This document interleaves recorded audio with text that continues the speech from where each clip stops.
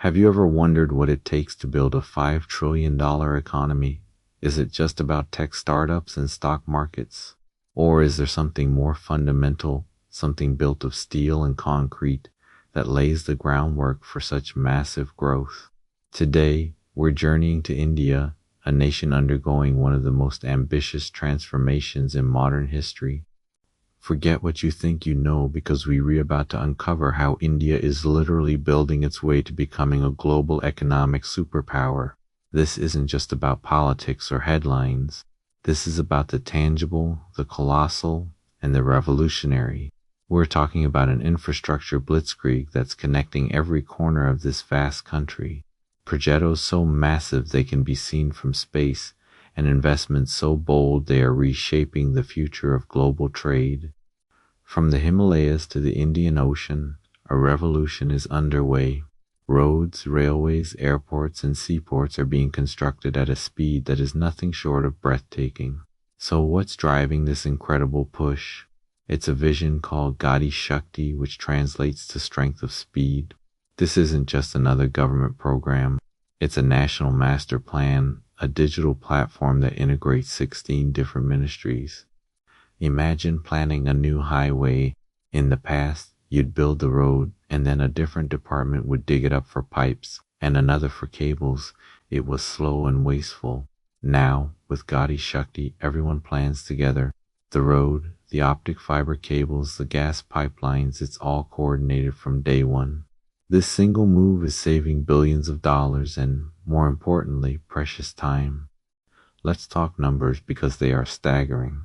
India is building national highways at a rate of nearly 40 kilometers every single day.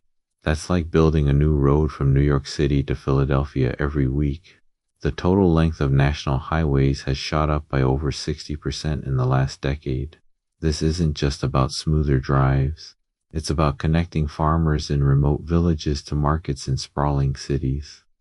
It's about a truck driver being able to transport goods for Tories faster, reducing logistics costs and making Indian products more competitive on the global stage. When a product can get from a factory to a port faster and cheaper, everyone wins. And it's not just roads. Take a look at the railways. India is rolling out the Bharat Express trains, semi-high-speed marvels of domestic engineering. These aren't just faster trains. They are symbols of a new modern India. They're creating dedicated freight corridors, massive railway lines exclusively for transporting goods.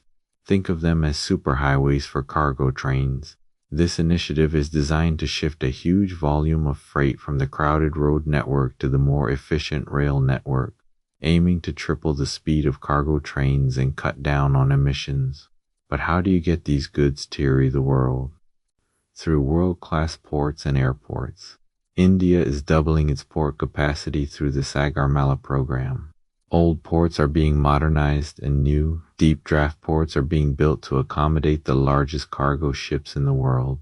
Simultaneously, the UDAN scheme is connecting smaller, underserved cities by air.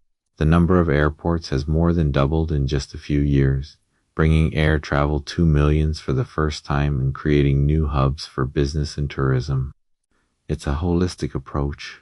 Create the product, transport it efficiently within the country, and ship it to the world seamlessly. Now you might be thinking, this all sounds amazing, but who's paying for it? This is where it gets really interesting. India is using a clever mix of public and private funding.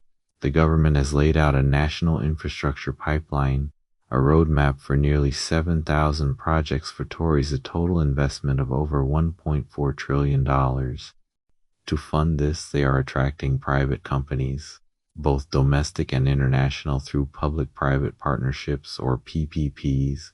Global investors are taking notice. We're seeing billion-dollar deals being signed.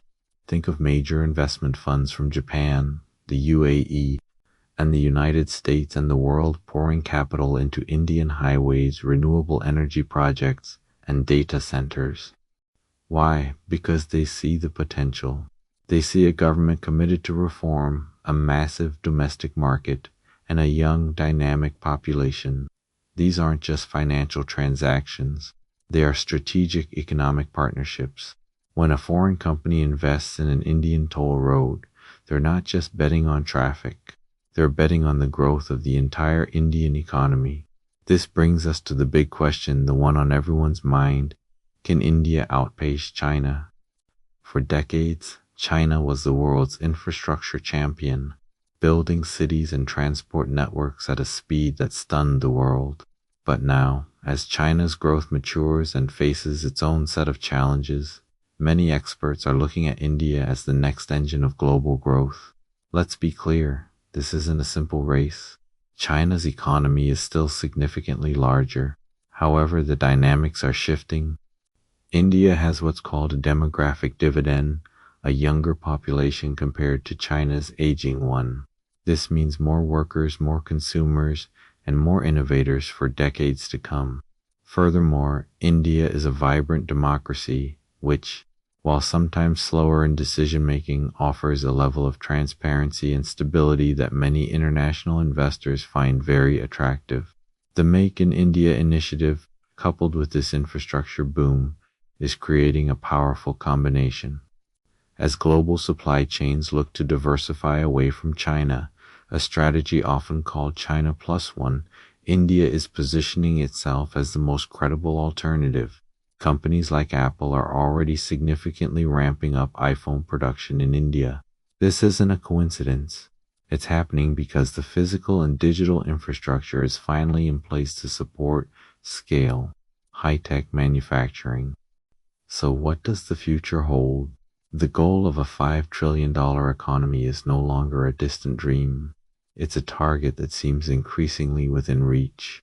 This infrastructure revolution is the bedrock of that ambition. It's creating millions of jobs, not just for engineers and construction workers, but for a whole ecosystem of suppliers, logistics providers, and small businesses.